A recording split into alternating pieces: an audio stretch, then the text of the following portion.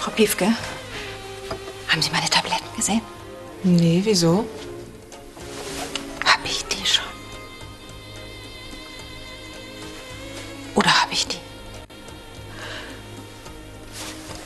Dann habe ich die auf.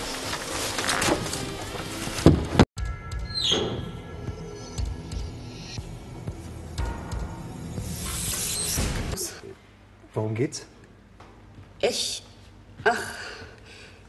Ich bin seine Schwägerin. Also noch nicht. Also die Verlobte seines Bruders. Ja, Olli Kottke.